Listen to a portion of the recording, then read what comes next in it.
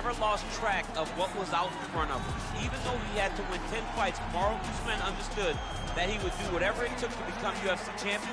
And when he got that opportunity, it was the wrestling, the cardio, and the ability to follow the game plan set out in front of him by Henry Hooft and Greg Jones that allowed him to blank Tyron Woodley on the scorecard and win that welterweight championship. Unbelievable performance by Usman. Truly one of the hardest workers in the game, and if you watch that Woodley fight, you get the sense that it is going to take a Herculean effort for somebody to dethrone the new hunted at 170 pounds Kamaru Usman.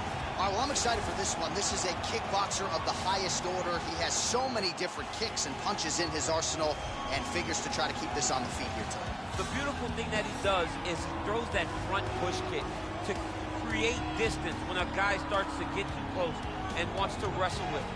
He throws it, and the moment you're back at his range, he starts to blast high kicks. He doesn't always intend on landing him, but he beats up your arm with high kick after high kick after high kick. And as you get desperate, you start to run into knees, and he does not need much space to land a knockout punch. This guy is one of the best strikers we've ever seen in the UFC. And if you don't find the striking range early against this guy, you could be in real trouble. All right, now let's get you our tale of the tape for this welterweight championship fight. More than 5 years apart, with some differences in height, but big differences in reach. All right, now for the particulars. Ladies and gentlemen, this is the main event of the evening. And when the action begins, our referee in charge, Dan Miragliotta. Now, this is the moment UFC fans around the world have been waiting for. Live from the sold-out O2 Arena in London, England, it's time! 5 rounds for the undisputed UFC welterweight championship of the world. Introducing first, fighting out of the blue corner. This man is a wrestler holding a professional record of 20 wins, 1 loss. He stands 6 feet tall, weighing in at 170 pounds. Fighting out of Boca Raton, Florida. Introducing the challenger, Kamaru, the Nigerian Nightmare, Usman. And now introducing the champion, fighting out of the red corner.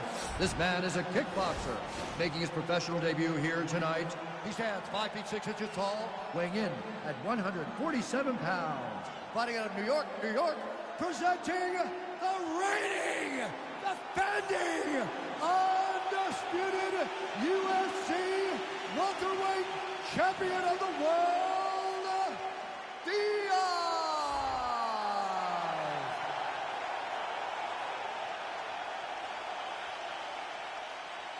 All right, this is for the UFC Championship. I want you to obey my commands at all times, protect yourself at all times. I want a nice, clean, safe fight. Touch gloves, back your corners, come out fighting. They touch him up, and we are underway. Are you ready? Look at Shawn Michaels right there going on.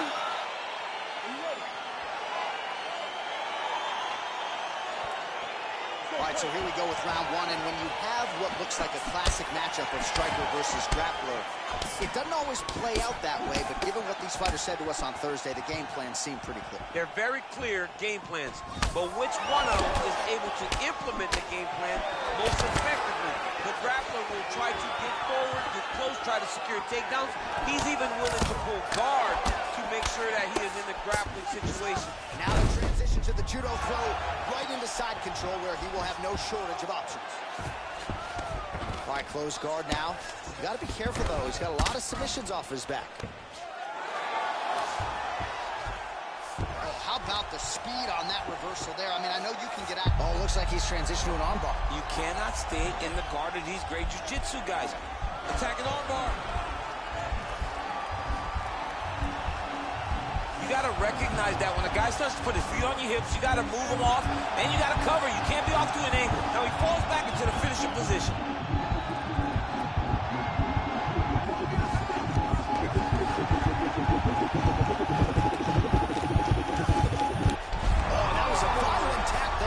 submits him with the arm bar. I mean, just steps ahead of the competition. Where you're playing checkers, he's playing chess in the ground fighting. And it showed tonight in this big submission victory.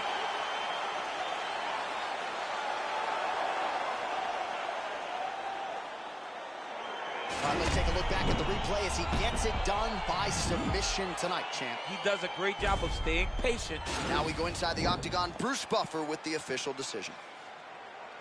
Ladies and gentlemen, referee Dan Miragliotta has called a stop to this contest at 1 minute, 57 seconds of the very first round. Declaring the winner by tap out.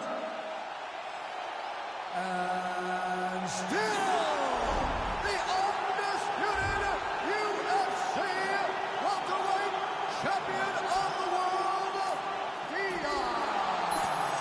All right, so his welterweight greatness continues tonight and still UFC champion. I think on nights like tonight, you're glad you don't fight at 170 pounds. This dude's a problem. I mean, he is a problem for anybody. Anybody within the weight area. If he decides to go up, he's a problem at 185. He decides to go down, he's a problem at 155. He is just that good a fighter. Congratulations to the champ on retaining his title.